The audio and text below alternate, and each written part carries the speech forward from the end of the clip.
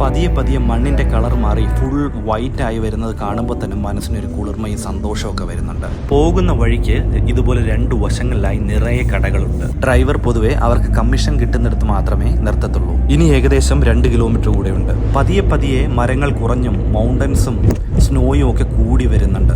അമ്മ എക്സൈറ്റ്മെന്റിൽ അങ്ങോട്ട് നോക്കി ഇങ്ങോട്ട് നോക്കി എന്നൊക്കെ പപ്പേനെ തട്ടി തട്ടി വിളിച്ച് കാണിക്കുന്നുണ്ട്. ഇത് സ്വർഗമാണ്, ഇത് സ്വർഗം പോലിരിക്കുന്നു എന്നാണ് പറയുന്നത്. റോഡിലൊക്കെ അവിടെയായി സ്നോ കട്ട പിടിച്ച് കിടക്കുന്നത് കാണാൻ തുടങ്ങിയിരിക്കുന്നു. വാച്ചിൽ നോക്കിയപ്പോൾ തണുപ്പ് 2 ഡിഗ്രി സെൽഷ്യസിൽ നിൽക്കുവാണ്. നാട്ടിൽ ഈ സമയം എങ്ങനെ പോയാലും ഒരു 33-34 ഡിഗ്രി സെൽഷ്യസ് വരും. എന്ത് ഭംഗിയല്ലേ ബ്ലാക്ക് ആൻഡ് വൈറ്റിലെ നേച്ചറിനെ ഇങ്ങനെ കാണാൻ. അങ്ങനെ ഞങ്ങൾ സൊളാങ് വാലിയിലെത്തി. എങ്ങും സ്നോ, ഭയങ്കര തിരക്ക് പിടിച്ച ഒരു ഹാപ്പനിങ് പ്ലേസ്.